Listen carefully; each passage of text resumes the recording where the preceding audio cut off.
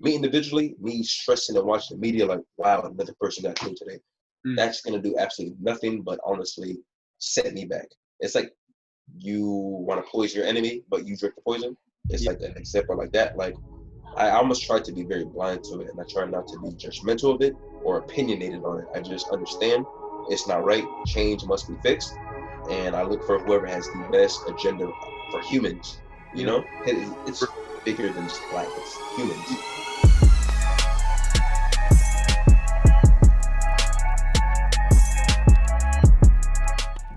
So like, how do you feel about like the I guess you could say the fourth pillar that a lot of people don't talk about, which is like financial. Like are you somebody who budgets? Like how are you with spending your money and stuff like that?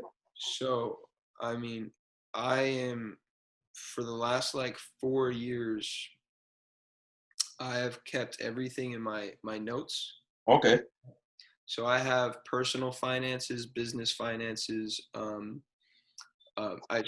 personal expenses, business expenses, and then different streams of income because I have a bunch. I have them laid out as well. Okay.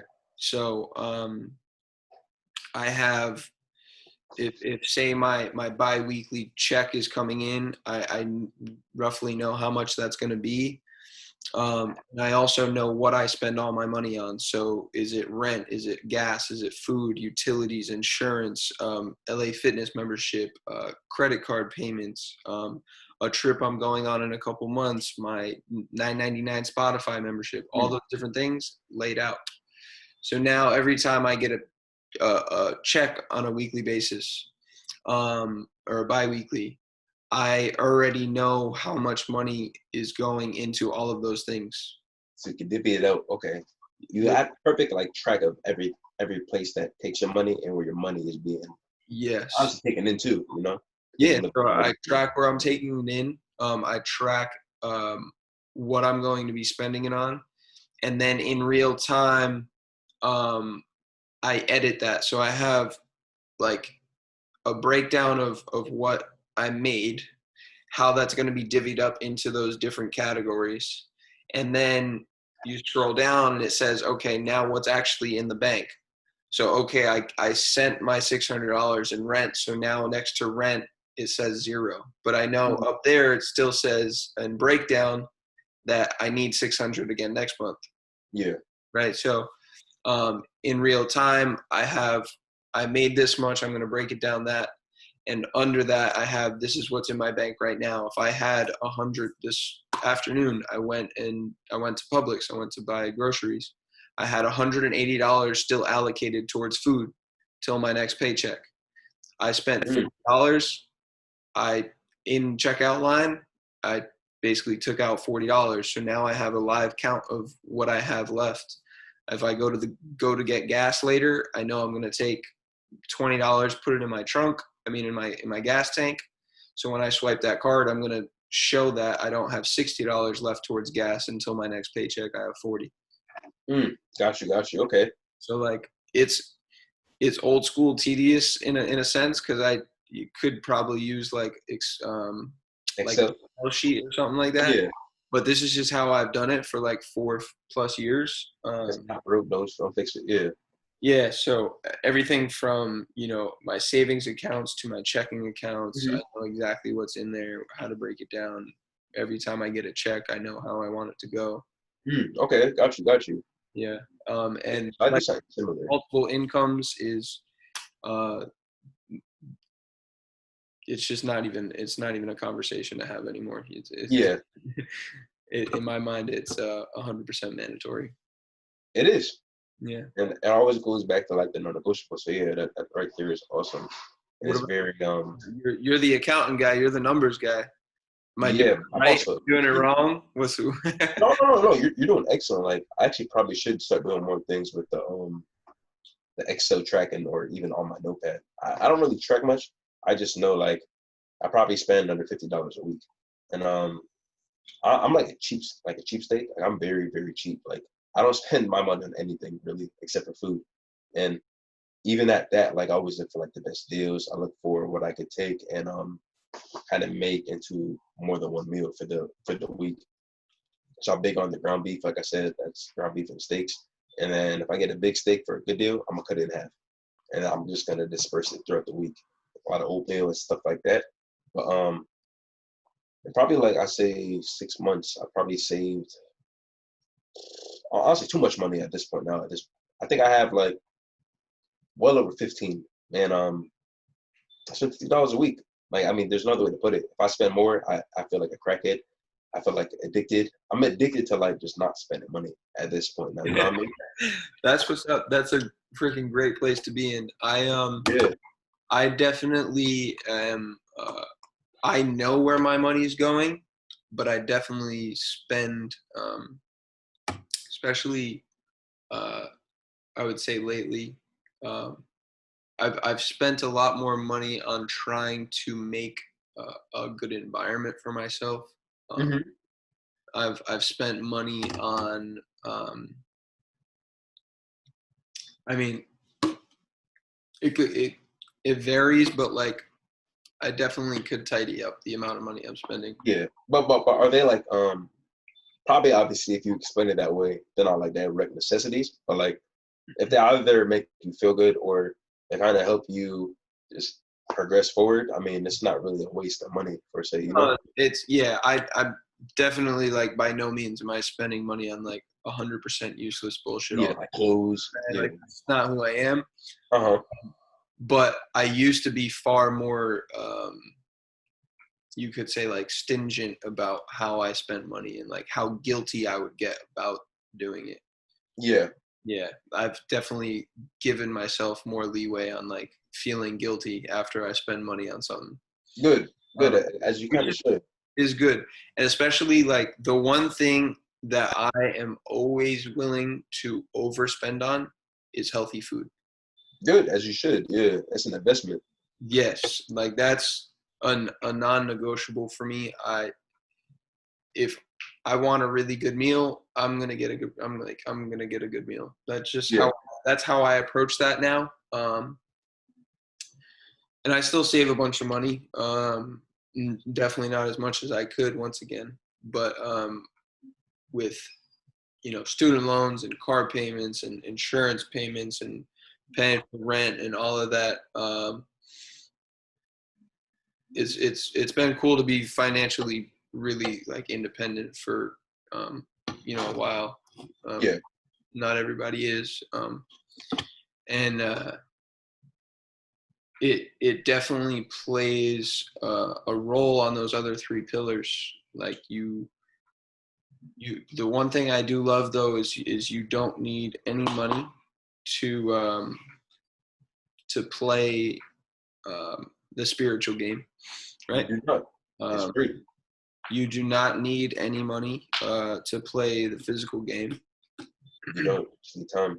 But the world has made us think that we need both in order to get places with both. And the world has made us absolutely need money for the most part in order to make mental gains now. And that's dissipating with the access to information online. Yeah. But even then, you have to either have a smartphone or a laptop or an iPad, and you have to have service and Wi-Fi and a carrier. And so there's a certain need for a financial level in order to progress in those other areas. And some of the things like, having feng shui and nice pictures on your wall or, plants in your house. Those things cost money, but they can help from a spiritual side of like you feel calm when you walk into a place as opposed to like hectic and frantic and like there's so much going on. And so all those things play a part, but financially, I think it plays way too much of a burden on people. Yeah. Far too much of a burden. It causes most divorces. Yeah, but it's a stressor. Yeah. Honestly, spending money could be a stressor. And that's the other thing. My light bill.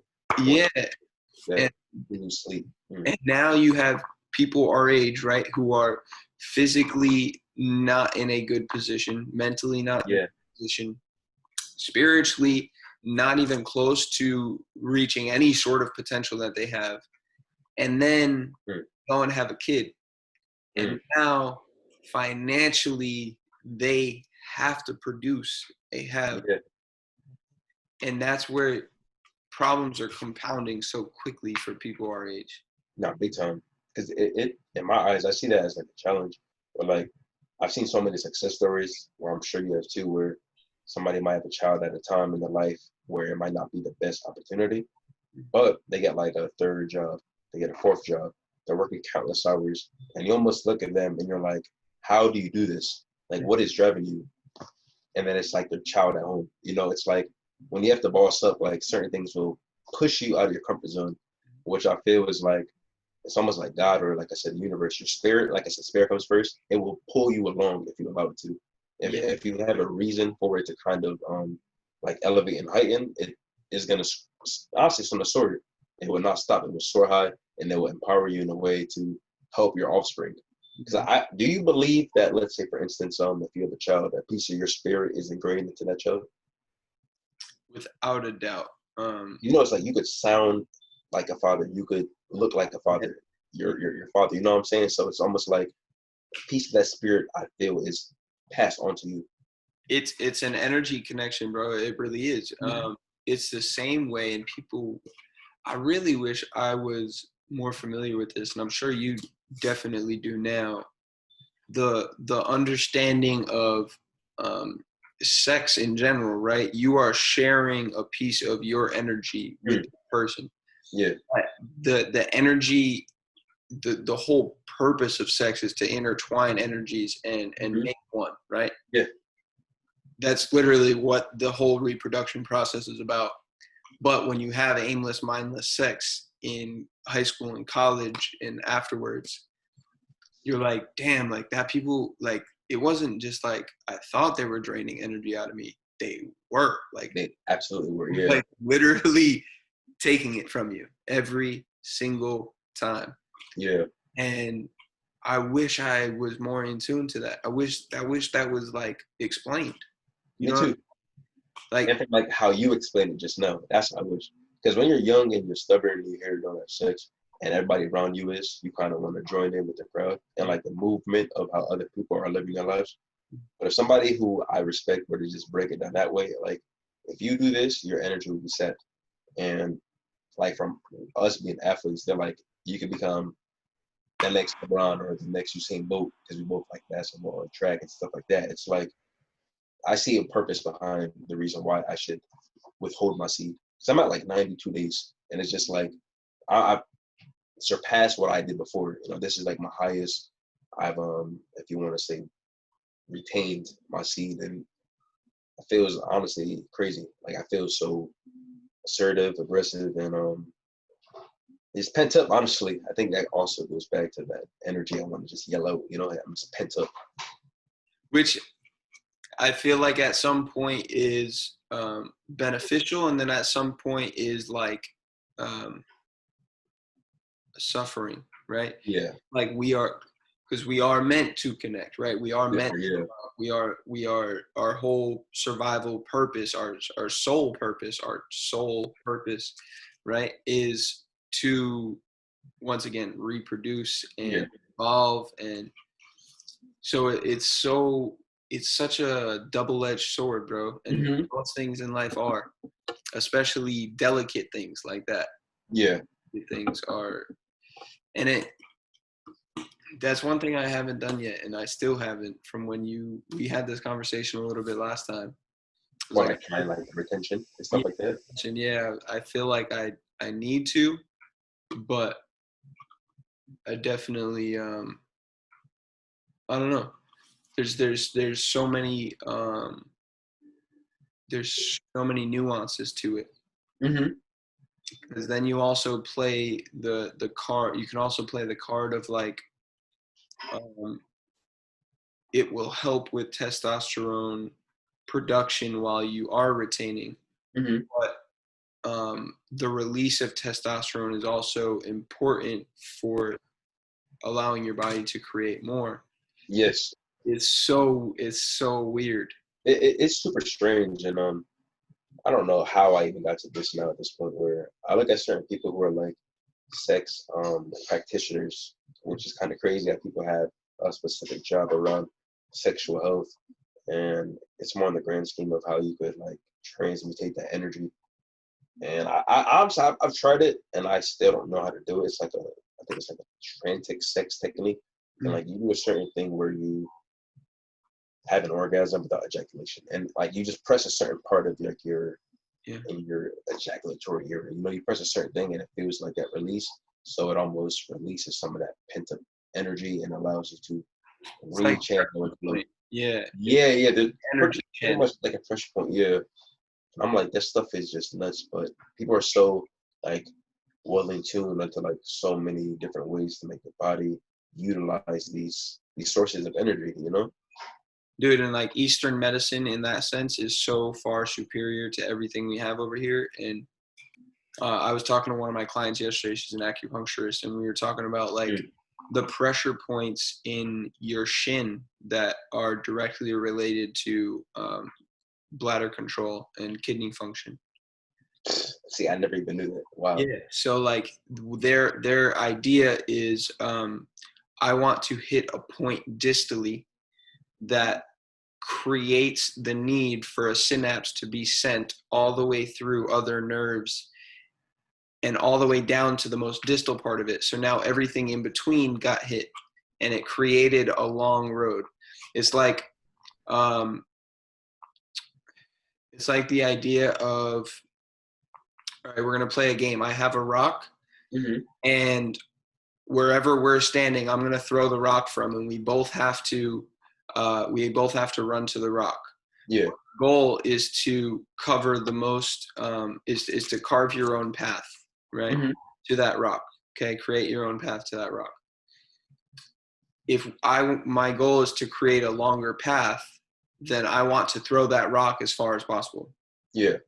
Right, and then the goal is to, while I'm on the way to the rock, create a longer path and encounter as much in between me and the rock as possible. But if she said it this way too, if you have chronic pain, right, or chronic dysfunction, you treat that locally. So chronically, you have a meniscus issue. I'm going to treat the meniscus for that. But if acutely you have a meniscus issue, I'm going to treat the ankle. Because now the brain has to send something all the way through the meniscus down into a certain part of the ankle, and you're getting a full, you're getting that full spectrum, that full channel, that full, you could think of it like paving a road. Yeah. It's so crazy, but it makes so much sense. Yeah, it's so simple, but it's complex as all hell at the same time. All hell.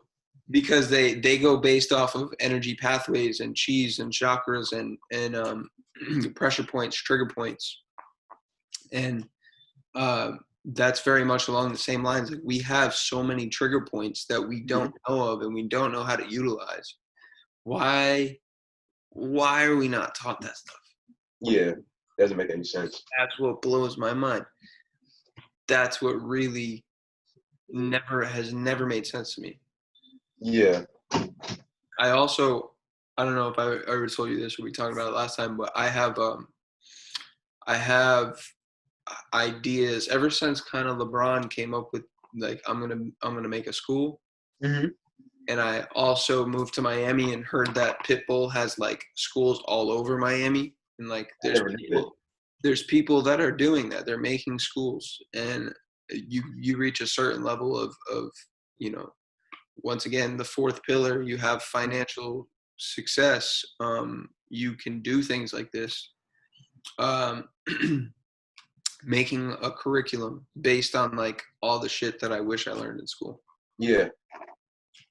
Because you really can like tell teachers what exactly they're going to teach to your school. Without a doubt. If there's a curriculum for geometry and all that stuff, then there's absolutely, there can be a curriculum made for all this other stuff. Yeah. Mm-hmm. And that's right there how I feel should like nurture and mold. Like that right there just gave me an additional purpose. Because I would love to start even with like a smaller school, but like even if it's just one kid, you know what I mean? And begin to build Yeah. like have like a non-profit and over time just build it and kind of give people a certain amount of knowledge and lessons and experience of how you can become better by the time you're our age. And it goes back to what you said, the whole leapfrog. I guess I was seeing it from like my own child's perspective of my own offspring, but you could also do that with just children. You know what I mean? It's like, why reach or why leap when you could reach? You know what I'm saying? True. If I could just reach and grab something, why do I have to jump and try to like really train and stress myself to get there? Like you have the path already that you walked and experienced and like have to trace and track. So just pass that along, you know?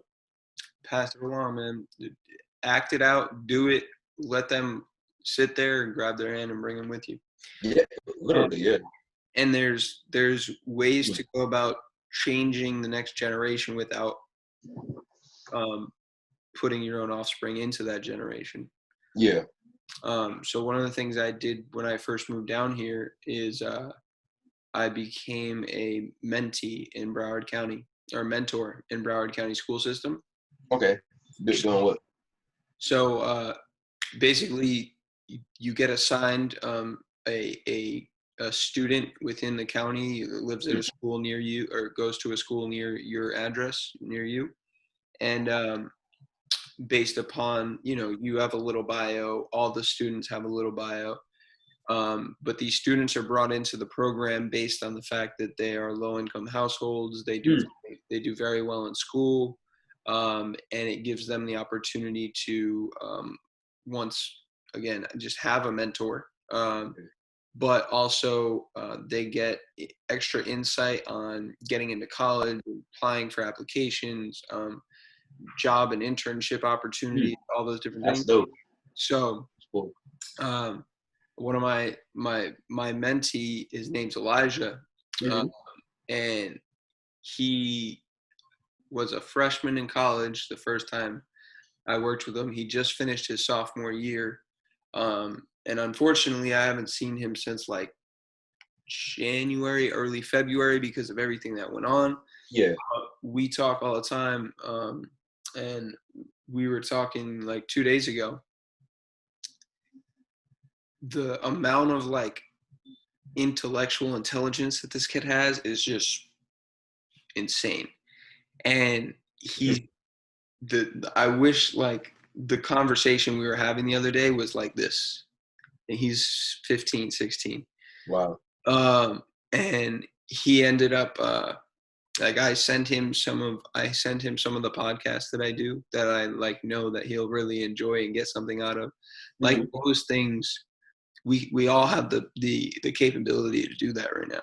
You know what I'm saying? Like you probably know a kid that's in high school right now, or a kid that's in middle school that you could easily reach out to and contact. And we all have people like that we could just be a better light for. Yeah. Now you definitely just challenged me in a sense where I know I should start doing that more.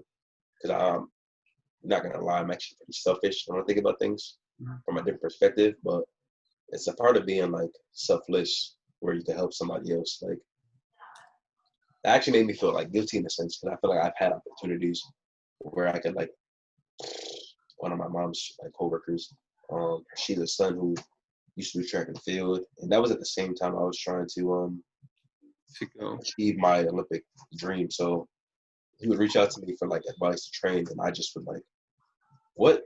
I'm focused. Like I can't talk right now. You know what I mean? But when I think about it, where it's almost like a two-way street, and where he's like 14, 15 at the time, I should have just brought him with me, if anything. Like maybe he can't keep up, but just seeing the workplace forward and how I kind of got to where I am and where he can be too would have been something that would have been worth doing. But now you made me almost put like a challenge upon myself where I am going to reach out to even just him. He's in college now, but I can reach out to him, a few others, and just try more or less to just have conversations like this, because there's not really many people that I relate to when I was their age who I talked and looked up to. So I didn't have opportunity like that, but doesn't mean somebody else should not have that chance, you know?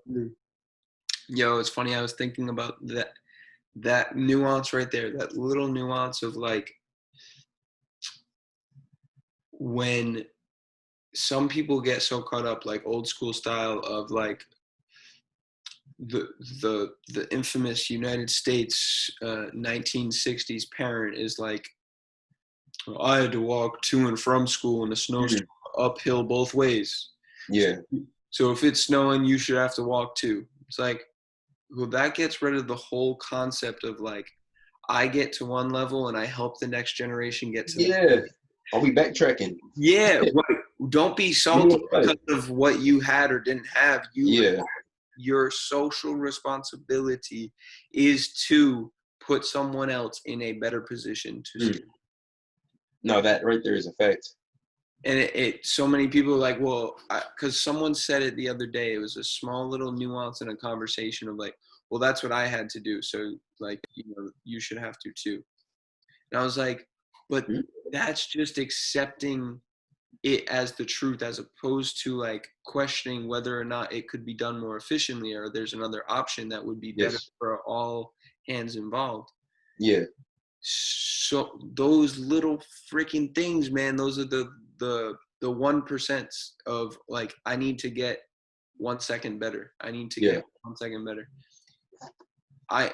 We need to all realize when we say stuff like that and say, okay, that's not the best answer for that thing.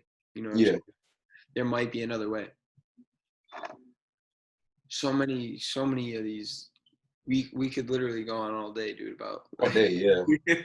But that's why I feel like I like being a part of the things that you're doing, because I've listened to like a few of the podcasts you do, and you're like way beyond your age, you know what I'm saying? With just like the wisdom, the knowledge, and how you use your platform.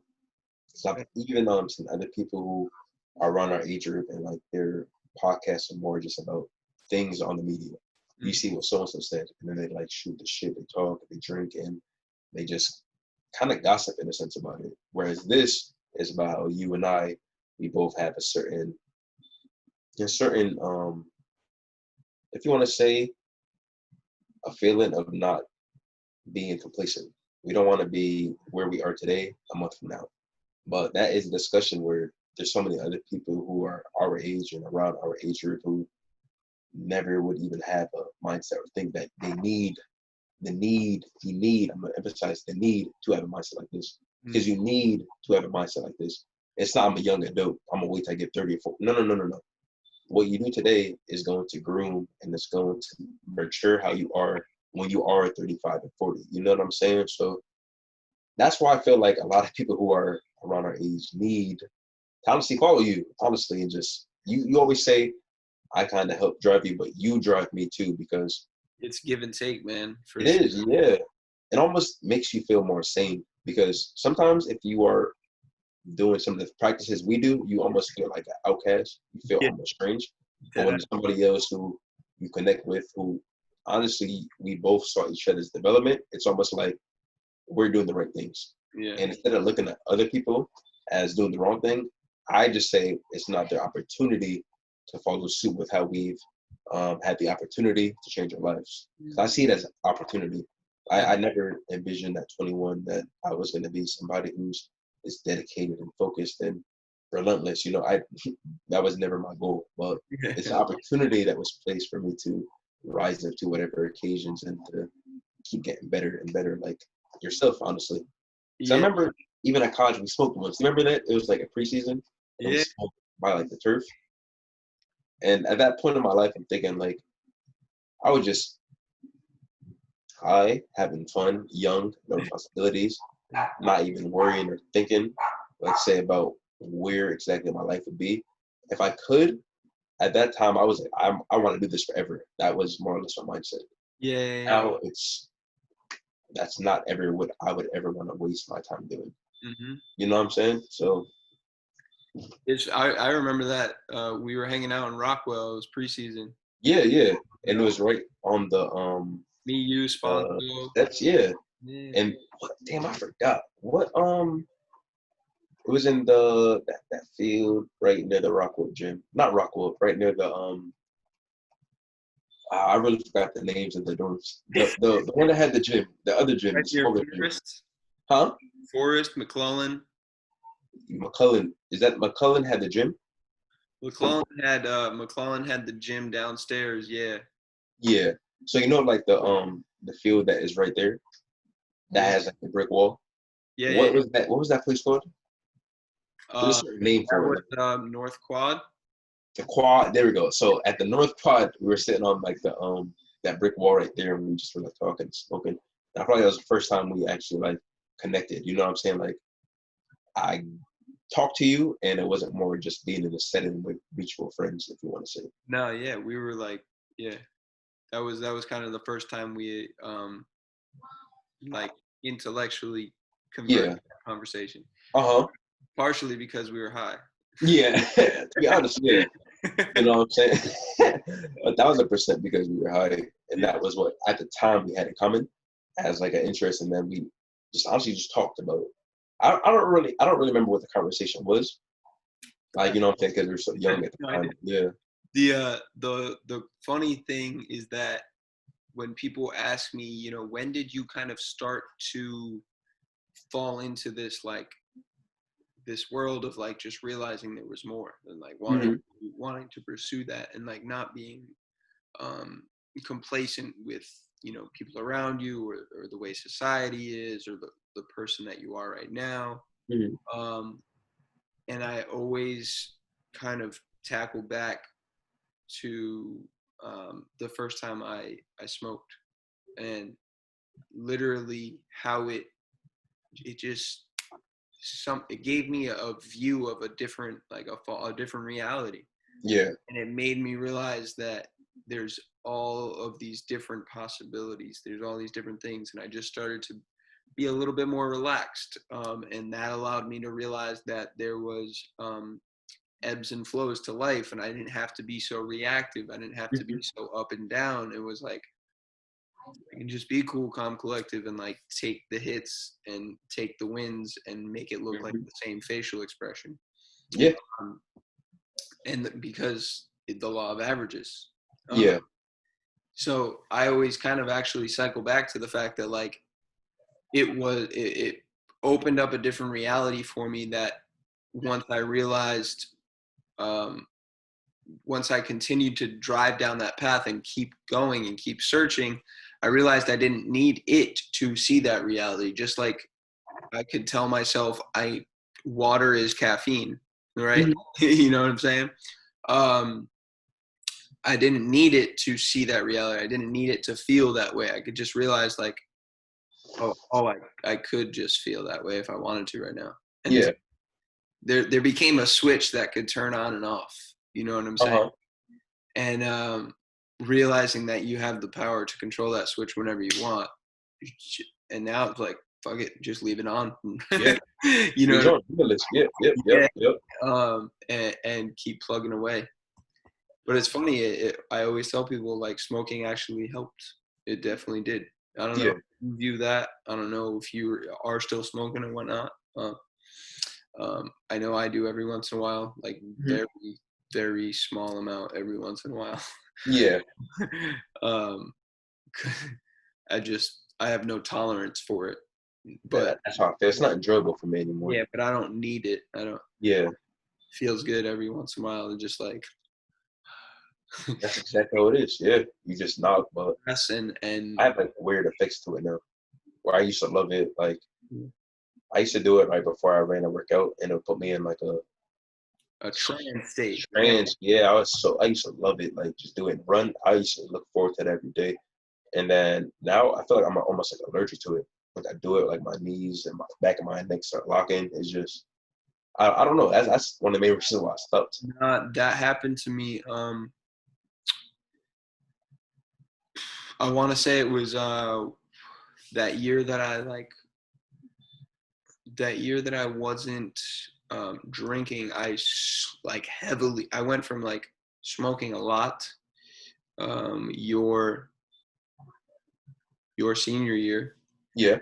To like really, like not a lot at all. And then I like was like, all right, I'll get back into it a little bit. And when it almost brought out that anxiousness feeling that some people claim that they.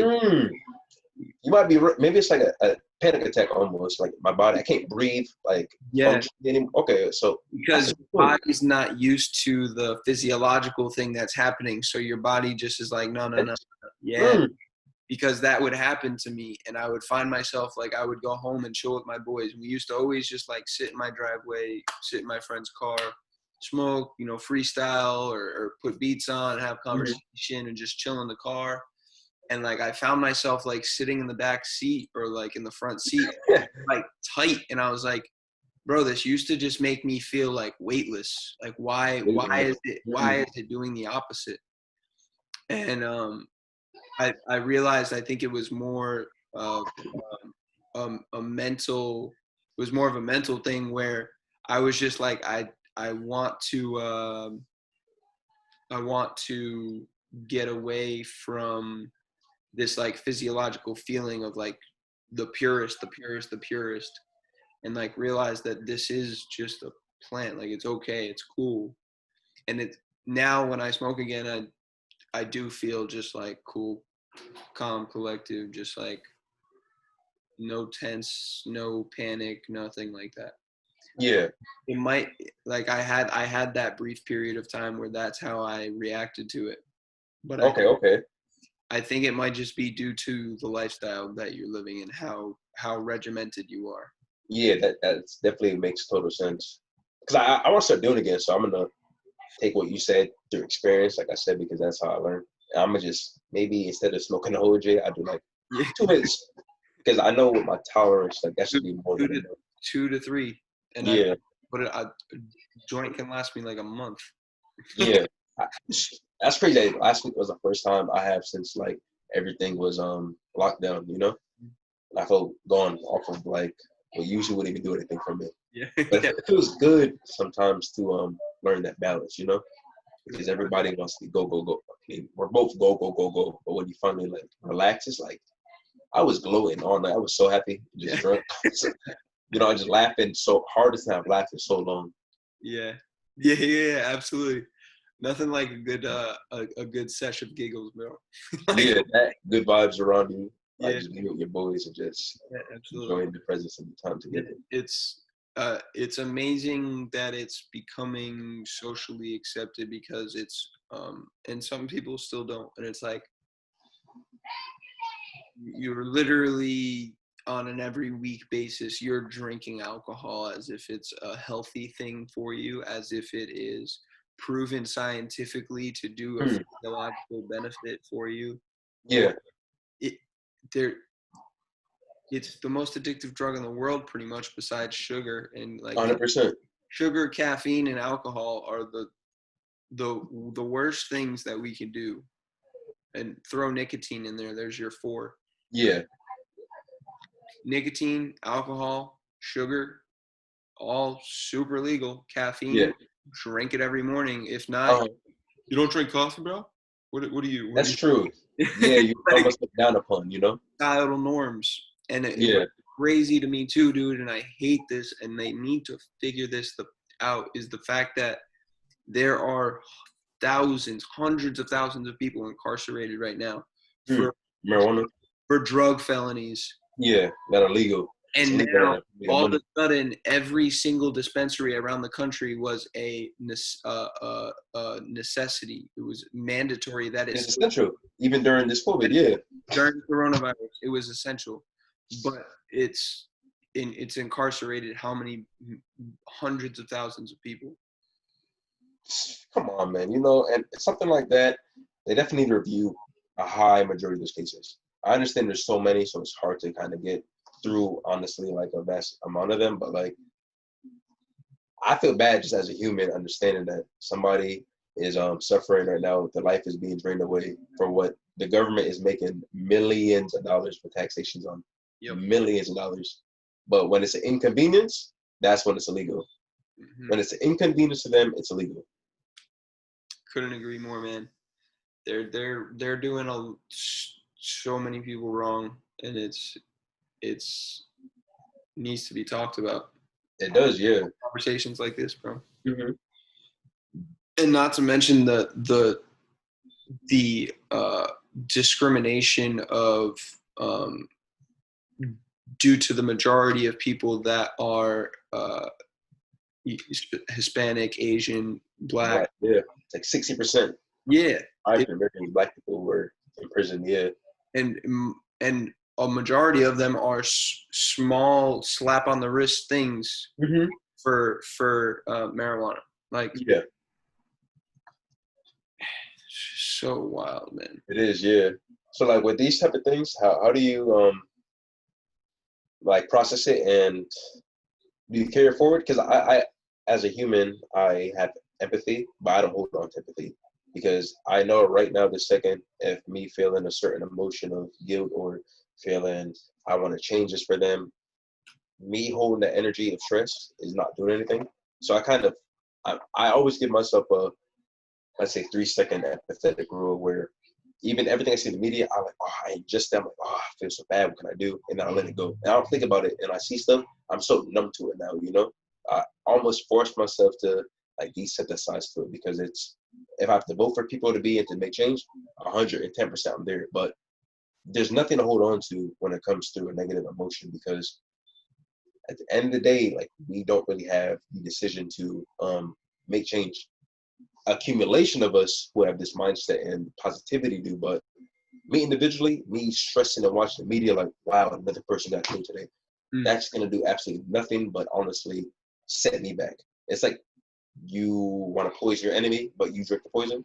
It's like an example like that. Like, I almost try to be very blind to it, and I try not to be judgmental of it or opinionated on it. I just understand it's not right. Change must be fixed, and I look for whoever has the best agenda for humans. You know, it's bigger than just Black. It's humans. Yep, you said it perfectly. It's about not holding on to those negative things, for the simple fact that we have to put in the work to change ourselves and to get better ourselves, and to level the playing field as individuals, and to have conversations like this, and to build relationships. And there's no sense in holding on to it. And you said the perfect word, bro: numb. Numb, yeah. Like, I understand it. I'm aware of it. I can converse about it, but to wrap myself up in my opinions about it is a waste of time. Yeah, it drives you crazy. It can drive you crazy. It really will, and it is driving some people crazy, man. And it on every side, it's driving people crazy on every side. And if you've ever read the book Why We Hate, I think it was something that I mentioned to you last time we were on here. Maybe I'm thinking of a different guest, but I highly recommend everybody needs to read that shit. It's crazy, because it goes into the physiological, the psychological aspect of how our brain is binary. So Republicans versus Democrats, whites versus Blacks. Like, yo, there is 40 other sides to this story. We're just looking, we're categorizing it into two. For what reason? I can't figure out, you know, but I guess it's physiological what we do, but it's a lack of perspective. It's a lack of empathy. It's a lack of understanding and open-mindedness and thriving environments. There's so much going on, and there's so much room for improvement, but you can't try to tackle that all at the same time. No, it's not possible. It is. And I listened to a podcast yesterday with an ex-NFL player on impact theory with Tom Bilyeu. Mm-hmm. I can send it to you. I don't know the name of it, but the ex-NFL player, he talked about the fact he's like um, he was a orphan. He got adopted by an all-white family. Is it the guy from the Black Side? No. Or oh, not him. Okay. No, it wasn't Michael Orr. No. Okay. That was a good connection, but it wasn't him. Yeah. So he was adopted in an all-white family, a very poor all-white family. Mm-hmm. We went to a school though that was mostly white.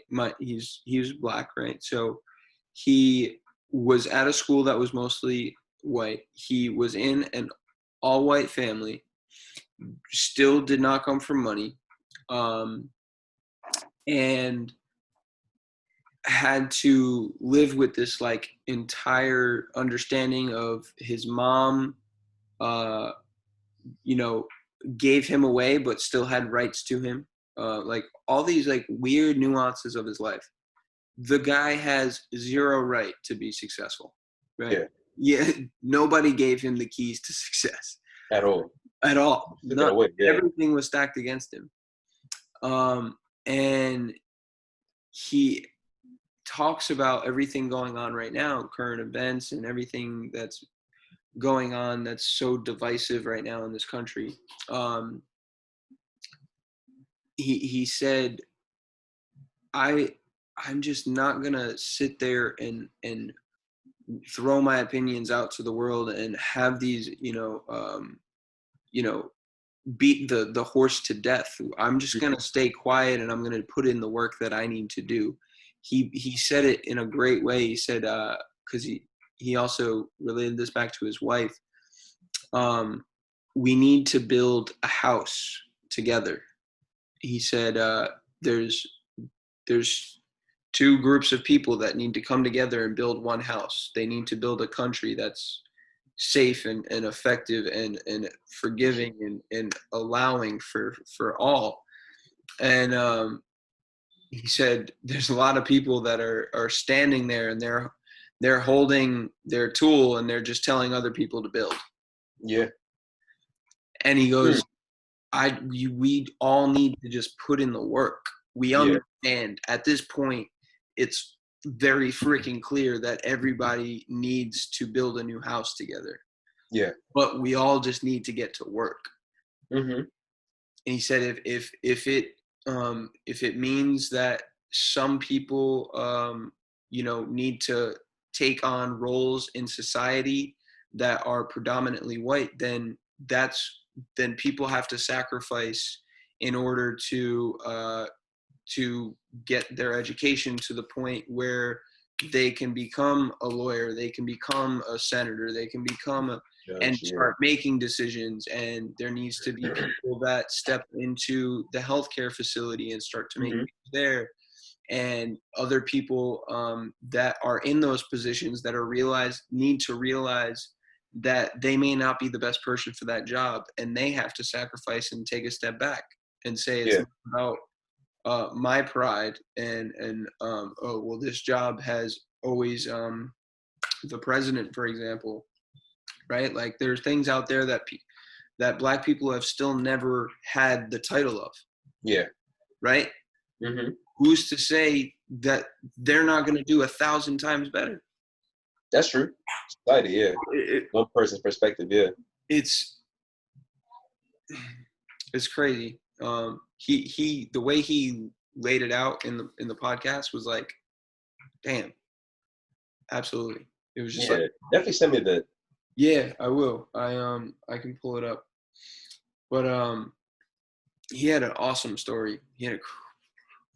His life was tough as all hell. Yeah. But I mean, everything going on right now, for me, you probably saw the shirts I made, the I Am Human shirt that I made. for limitless theory, that my idea with that was I want to bring perspective to the situation, and anybody who is willing to support that perspective, go for it. I'm not stepping on toes. I'm not saying that the Black Lives Matter movement doesn't make sense or doesn't hold true. I'm not saying that all lives matter is going in the opposite direction, or it doesn't stand a place in this time. I'm not saying that cops should or should not be defunded or whatever, reformed, right? Whatever they're doing. Literally just bringing, once again, perspective to the fact that we're 99.9% similar. Yeah.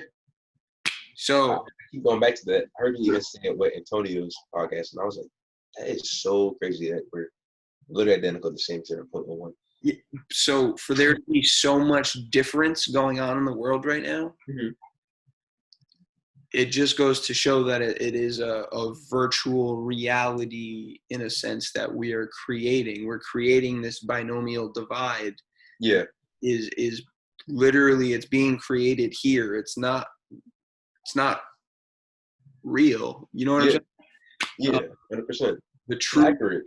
Yeah. And everything that has gone on has happened, right? It has happened, and there's no saying that you can take that back, or that I'm not saying that didn't happen, or I'm not saying you shouldn't feel like shit about anything that did happen or didn't happen. Yeah.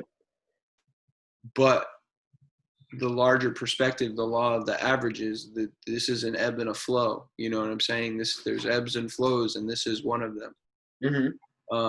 Big one.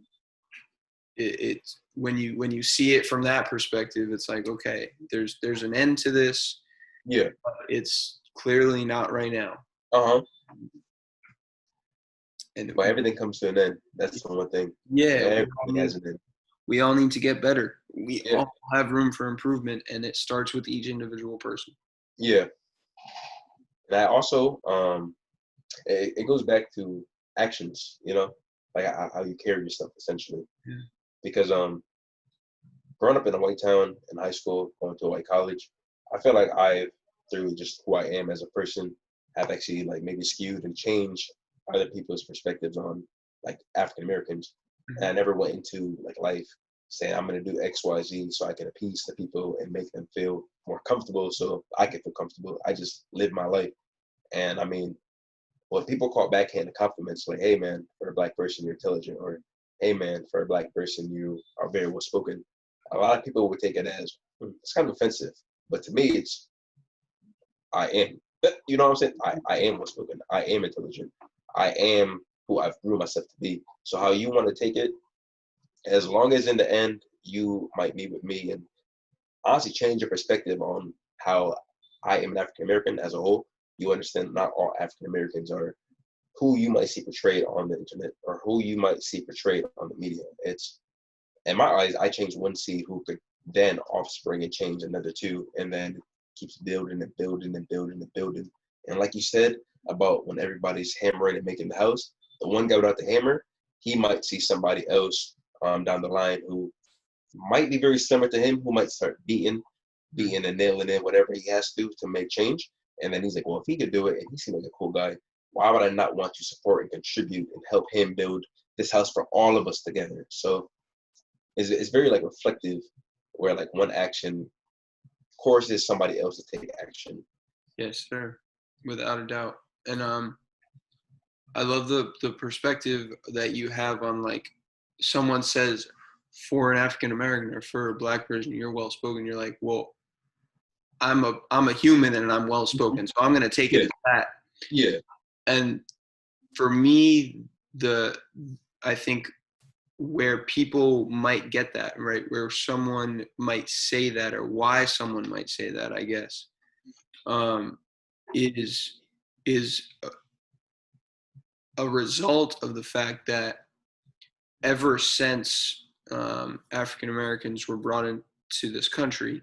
So we had Native Americans, but when they were brought over, forced slavery and all of that, the nuance was that it was immediately set in stone that they weren't capable, and that has played out in the fact that they were never given equal opportunity. They weren't given the opportunity to read books, learn. They were also trying to learn different freaking language. You know what I mean? Like there's millions of reasons why. And people in all different parts of the world have evolved at different speeds, given the opportunities that they've had, given the natural resources that they've had at their disposal, given their desire to. There's people in the Amazon who literally wear freaking banana leaves for, you know what I'm saying? Like, and that's the new fit. Yeah, like they've evolved at a different pace, and are you going to say they're not intellectual? They're not smart. They're not intelligent because you're comparing them to your level of intellectual understanding. And I remember in college, my anthropology class, we talked about the reason that it was funny. I did a project, and I was taking anthropology and a sports history class at the same time. And we were talking about how most of the major sports here in America, how they went from predominantly white to predominantly African American. And now like the MLB is predominantly Hispanic. What white America did essentially was that they realized they were not physically able to keep up. So what did they do? Instead of taking that loss, right, and owning up to that, right? They said, okay, we're going to give ourselves ownership of the athletes. The teams, And like it was it's crazy because it's just the lack of it's all egotistical in the fact that they don't want to let go of a sense of power and control that they've known since the 1600s. It's like, Panther, you are far more athletic than I am. I'm not going to sit there and why am I going to be an idiot about that and like not admit that or try to hide that through saying, you know, so you want to be a limitless theory athlete, bro? Like, like that was crazy, and it brought so many different things. I wish I could find that freaking project. I went in on that project. Like that was something that like brought so much passion out of me that I was like, white America did so many things out of fear for realizing that. Oh, it also went back to the nuance that white America decided to say that dancing and long hair and other things that were culturally African American were female. So they masked those things as female. So now a cultural African dance, which is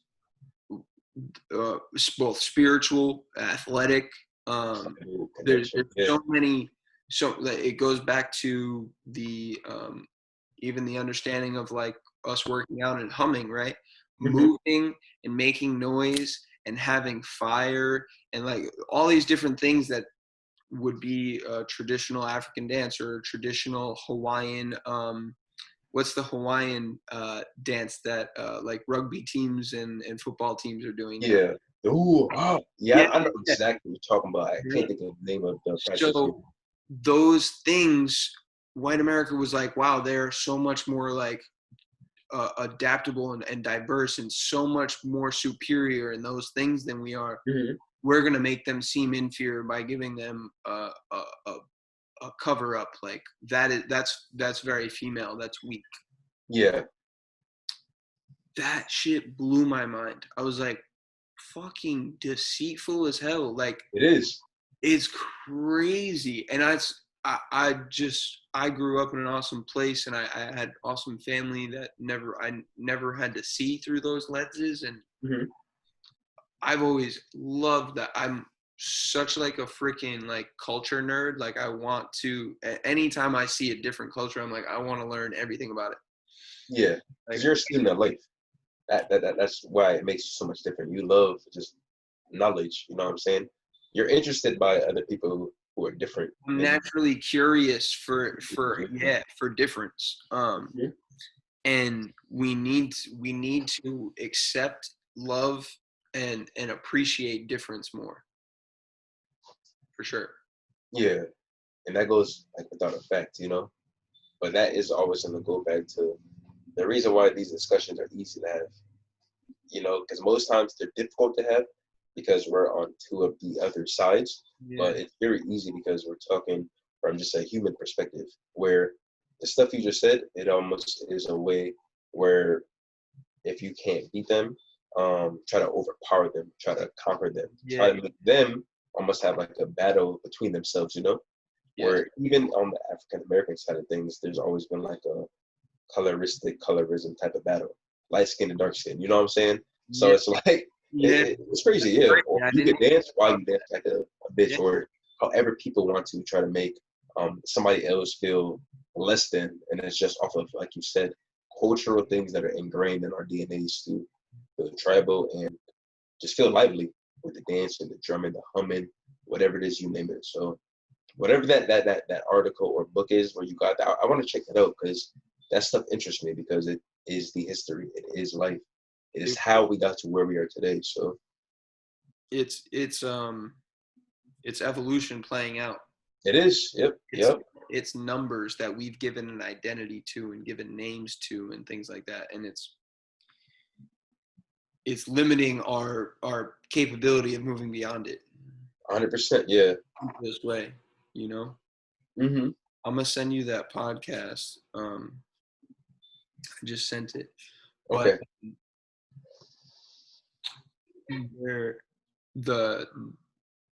I'm trying to remember. I don't know that I have like the book or the project that I did that was talking about all that stuff. Yeah, but I'm pretty sure like a simple, honestly, Google search. Yeah, was on it because that's very that's profound. That's cool. Like, oh, it's crazy. Kind of tough that it happened that way, but when I see how things played out now, it almost like paid us in a way. You know, they did it for harm, but it played out like, all right, we're gonna put people in positions of being athletes because you're more superior by genetic grace and DNA, but we'll control you. But now there's so many millionaires, there's so many a billionaire soon to be like LeBron James, and I could see him potentially owning the team in the future, and that gives other African Americans by evolution like, wow, if he could do it, then we could do it, you know. But it all starts with like a simple point, right? It was like MJ owning the Hornets, like giving the right for other people to. I mean, didn't Jay-Z own part of the Nets, right? And like, he did. He's like part of the NFL. He's something with NFL now too. So yeah, it's wild. Everything is opportunist as long as you kind of have that mindset, you know. Yeah, and you can't take it as some people will be salty that they don't have that opportunity, right? And it's like, but by you, like Bill Russell never playing basketball and never standing up for the NBA and the ABA collaboration in the 1960s literally doesn't lead to Michael Jordan, which doesn't lead to Kobe, which doesn't lead to LeBron. Yeah. Like, and on. Wow. Yeah. It just Bill Russell made a decision. He did, yeah. And he stood on it. Muhammad Ali made a decision. No, I'm not. Yeah. At the height of the world. Yo, those simple decisions, people don't understand the That's so powerful. effect I get goosebumps thinking about it. You know, it's like too. It's say no to something, to say you can imprison me, you can imprison my mind. Whatever you do, I will not fight for you because it is inequality for my people. I will not stand by this decision to be forced to fight for a country. Like the whole entire speech he did at that press, I'm just like, that is so powerful. That right there is spirit. Like you could tell that is so much spirit. Like you don't care what you do to my mind and my body. You could lock me in a jail cell, but you cannot imprison my mind because I understand what I'm doing is right. And Damn. you know what else is, bro? Oh my God. I was blind to this fact, and I always admit that I didn't realize it. The amount of African Americans that fought in the 2 world wars, bro. In every movie I've ever watched about war, never was that portrayed. Never. Bro, crazy. Like On the line, front line, yeah. And came back to nothing. Nothing but more hatred. Nothing. More oppression. That just as much passion and just as much sacrifice and just as much like purity that it took for Muhammad Ali to stand up and do that. I view it as the same for them to go fight, right? Like there's both sides, because some of them did it so that now 60 years later someone could realize it. You know what I'm saying? Like, yeah, like it's something to be proud of for their sons, for their grandsons, right? And it shows them sacrifice. It shows all these different things are playing out, but it's just hard to see them playing out, and that's why people get lost.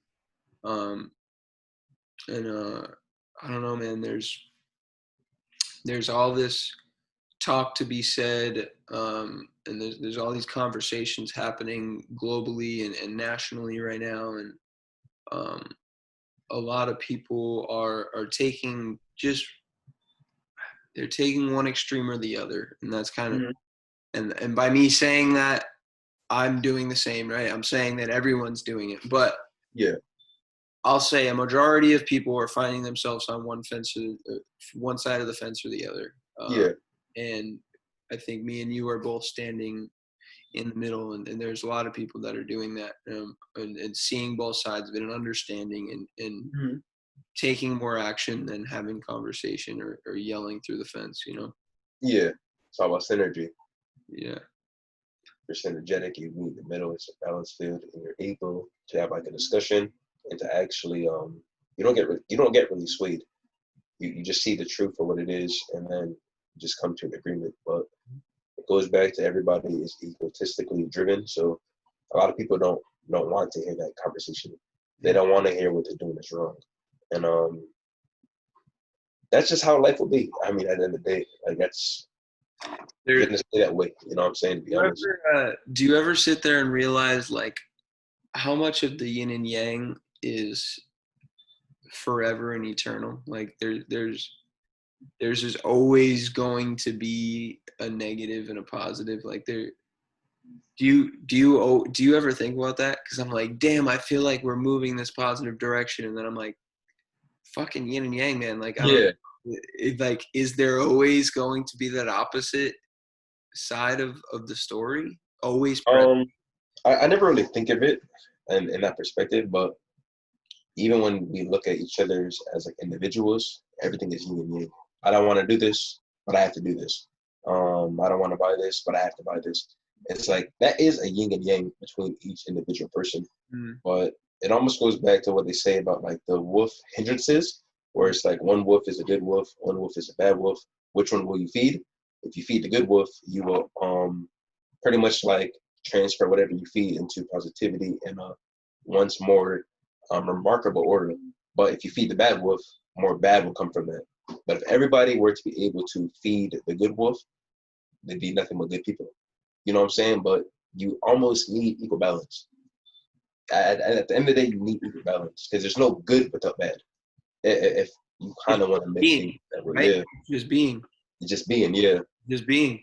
hmm That would be normal, normal, yeah, which is crazy. hmm And like you said, the more you feed one, the more it becomes, uh, the more powerful it becomes, the more food it needs, right? yeah, The more muscle, the hmm more muscle you have, the more energy you need to feed that muscle, right? yeah, I saw something the other day, and I've actually really realized this within myself too, as of late, is like the more I love, the more I feel love. yeah. I like that, yeah, It's held so true for me lately. It's crazy. Relationships, family, I mean, just everything. The more I love, the more I feel love, and yeah, the more hatred I can literally. Everyone has hatred pent up, right? Dug deep into some part of their body, right? The yeah, things that have happened in their past life, or the things that have happened in their life previously. The more I love, the more I feel love, the more I feel that shit literally just like seeping out of me. It's going elsewhere. yeah, I can feel it leaving my shoulders, right? yeah. No space for it. Yes, absolutely. Which is, it's crazy. I don't know. All of this just ties into the fact that we're human and we need to make better decisions on a daily basis to 100%. be our best selves, take hmm the opportunities that we have and actually uh, put action behind that potential. Yeah, that's deep, man. Because there, there's effect. Like you just released the snap effect. It needs to be ingrained on the bottom of the bottle cap. And my Yeah. thing is, I feel like people they don't really they don't choose to try to love because that's the hard thing to do. It's very easy to hate, but it's hard to love. You know what I'm saying? It's very easy to hate. I hate running, Yeah. but I Yeah. like sitting on the couch. Yeah. You know, I hate this person who did something to me 10 years ago, but it's so hard to love. But at the end of the day, it's like you can do whatever you want as long as you just make an incremental chance to do it. That person you hate, why not just reach out to them? You don't have to be on the phone for long. Hey, how are you? You feel the hate energy build up, and then you know it's time to cut off. You did enough, but you took one step. And over time, after you get off the phone with that person you hate, you have a chance to reflect on a conversation, reflect on the energy that pent up and built up while you were in discussion, and then you could decide, all right, you know what? That felt pretty good. Because it always happens, like if you force yourself to do things past a certain limit of control and a certain point of you feeling that you're forcing yourself to give a gun to your head to do something, that's when it becomes more of a burden. But if you do something you don't want to do and then you reflect on it, the reflecting is the main piece that will help you to grow from it. You know, if you don't reflect and you're just like, I called him, that was so hard. I hated every second of it, but I enjoyed 1 second of it. You could hate 59 seconds, but if you enjoy 1 second, that is 1 second, 1 second better towards like progression. So And sometimes it's just like you appreciate the fact that you did it afterwards. yeah, It did. It it's did. good. Like I didn't enjoy any of it, but I appreciate the fact that I did it. I did it. Yeah, Yeah. Because you still acknowledge, you know. yeah, you didn't think it was possible. You didn't think it was doable. Yeah, Yeah, and you just proved something wrong. It's like scientific theory, bro. It's like it's true until it's I mean it's pretty much true until it's proven false. That's kind of how yeah, science works. It's like it's true that I can't put on more muscle until I do, and then mm, then I love the fact that I endured doing it. yeah. And what more can I do? Yeah, Yeah. it's like that lucky thing that they posted. It's like it's impossible until you do it. It's like it's something like that. Yeah, Super, super simple, but like profound. yeah. You said it profound because it is like it's a lot more that meets the word. Yes, sir. Yes, sir. What else you got on the schedule for the rest of the day? Saturday. just gonna keep on reading, like I said, some of this book. But I've been dying. I really want to get back to the gym, but right now I don't feel fully comfortable. But probably gonna work out in my basement. Do more like rehab and prehab for that big toe, like I told you about, and then He's got bunions, guys. No, I'm just yeah. I don't even know what I have, but I bent my toe.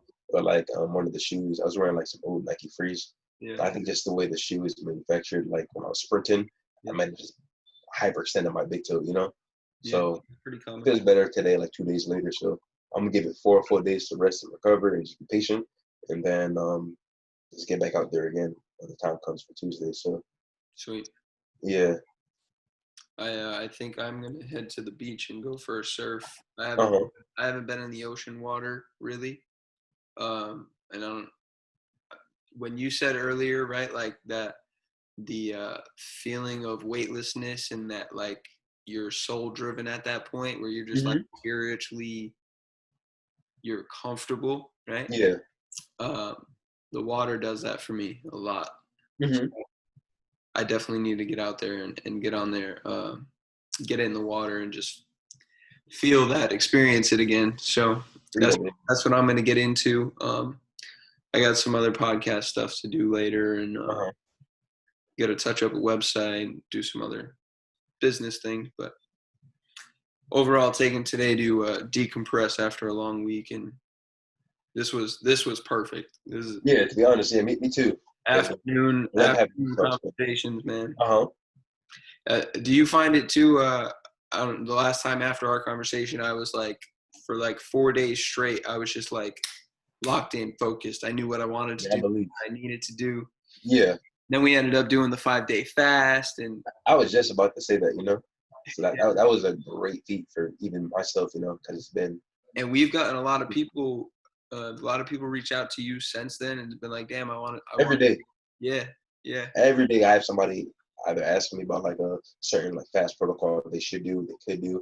And I would just send like a quick little voice memo on IG just to why you should do something, and then you could take it and run with it. But yeah, it started with that one conversation over a Zoom podcast call. yeah, So then, like I said, it's almost like a rolling avalanche effect, and it rolled onto other people who then were like, "You guys did what? yeah. How many hours? How many days? So, what's his name? Did it? Antonio did it, right? Well, 5 days? No, I think he went for 3. Yeah. He didn't do 5 days, but yeah, he did like an extended amount of time that he And was not comfortable with. Quinn Mitchell, right? Yeah, He did it after we did it. Like yeah. it's funny. A It's lot of people they think it's interesting. yeah, man. It's funny They know just like us. us having a conversation like this and holding each other accountable on something like that. Who knows? Maybe you and 3 other people go get a mentor, or Yeah, you know what I'm saying? Become yeah. No, I totally like since you brought up that idea and just how you were working with that young man Elijah, like how you're almost grooming him. Like he has so much potential, like you said, and intelligent and intellect. But right now you're just almost like harvesting it, and you're gonna show him like it's okay to be smart because he's at an age where being smart you're a loser. Like yeah, no. Times have changed. Like being stupid you're a loser nowadays. You know, intelligence is like it's cool. That's the new cool. it You know what really I'm saying? To be honest, so always has been. But once again, I think certain people realized that they were at a disadvantage and they made it seem like it wasn't the cool thing to do so that mm, their own egotistical self didn't get hurt in the process of like not looking cool at the time because yeah, they were being compared to others that were more spiritually in tuned, right? Because absolutely. that's also like, wow, dude, like you're mad cool to be around, like you just good energy, you know what I'm saying? Hmm. People love that.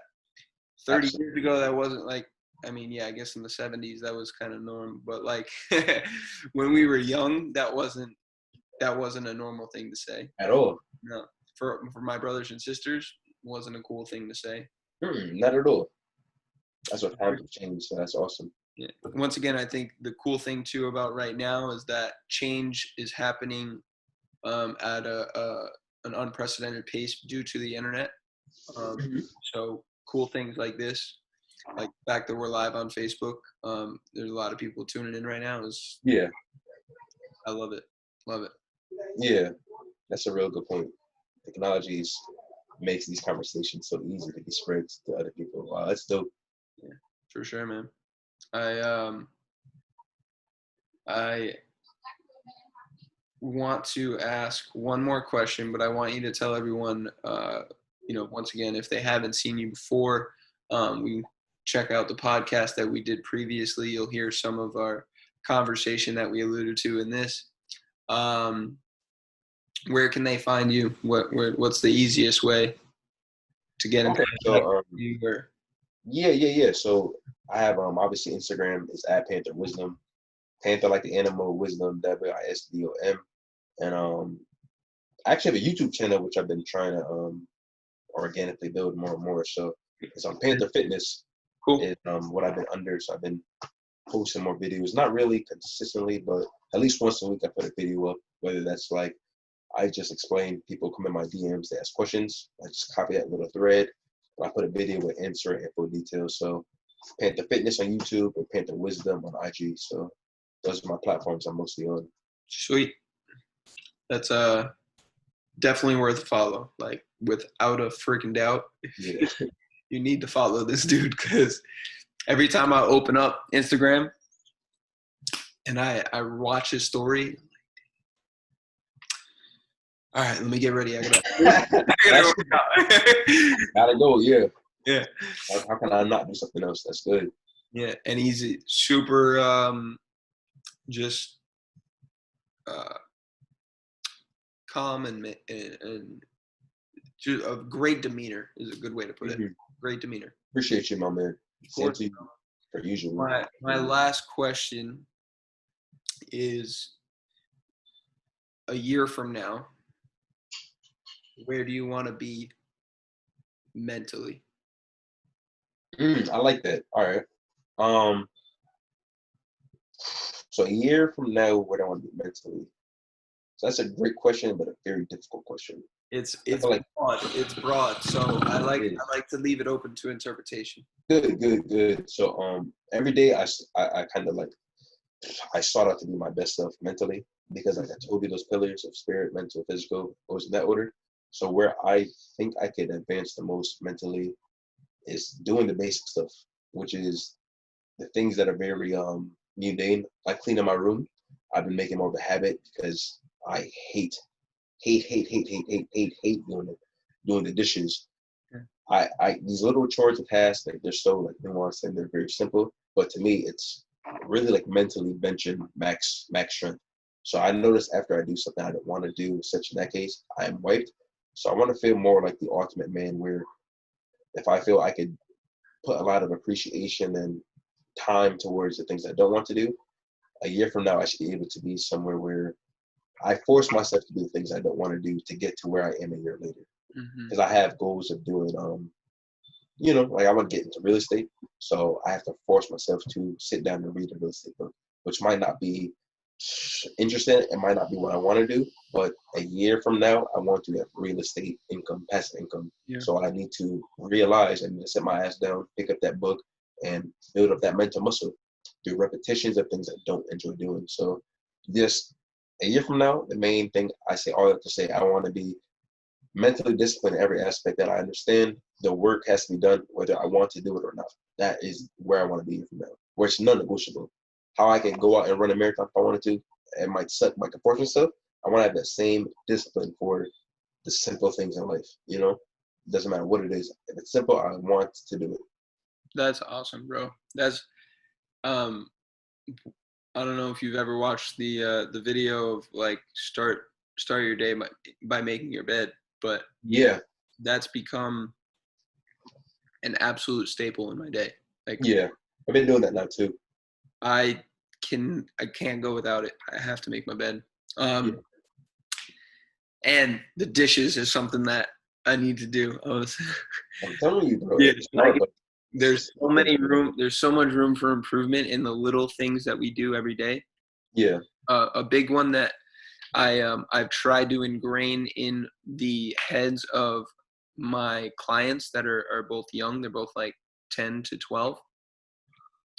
Actually 11, 14, are put things back where you found them.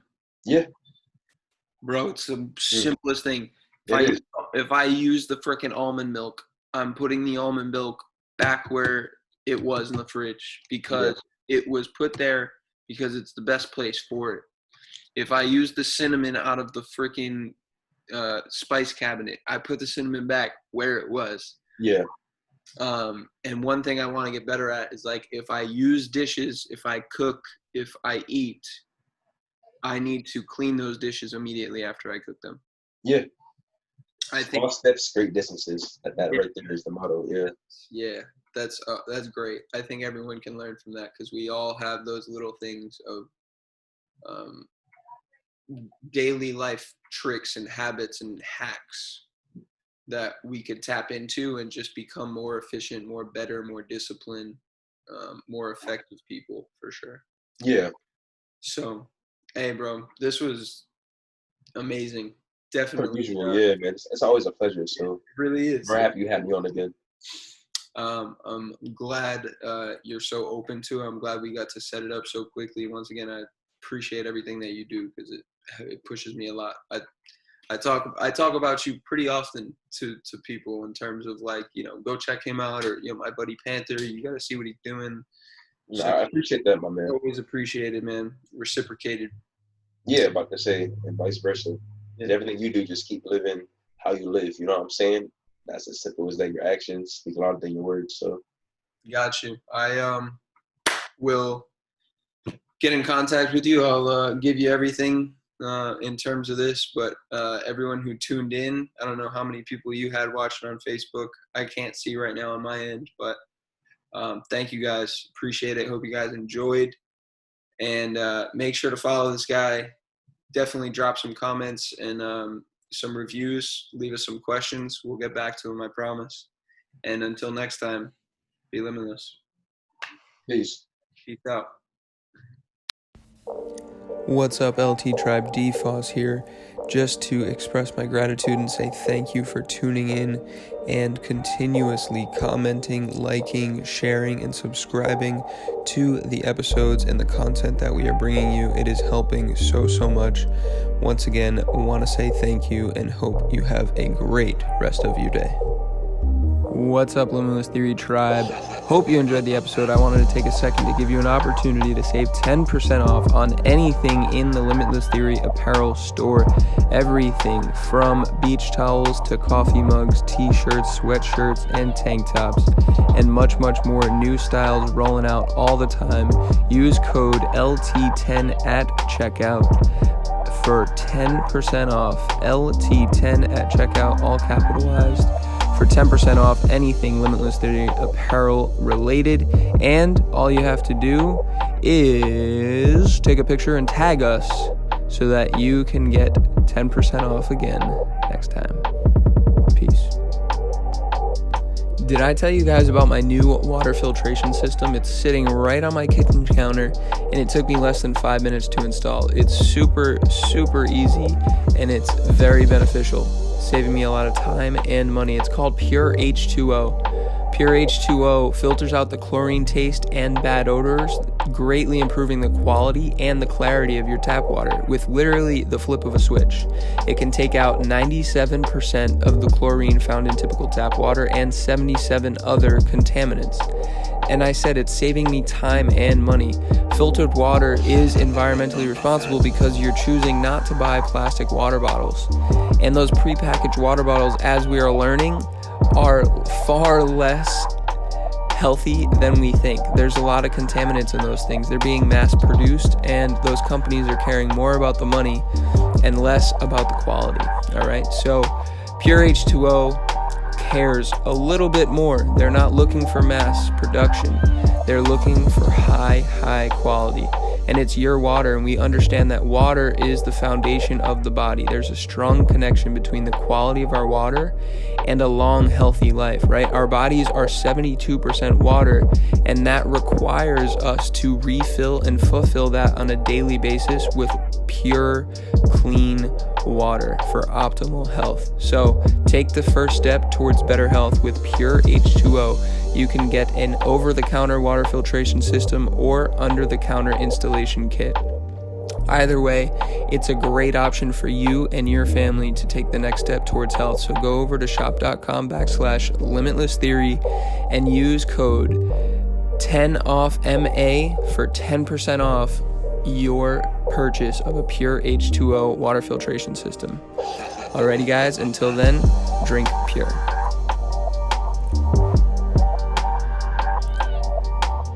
If you're anything like me, you've learned that when you connect great people and great food, the opportunities are absolutely limitless. Well, we aren't the only ones.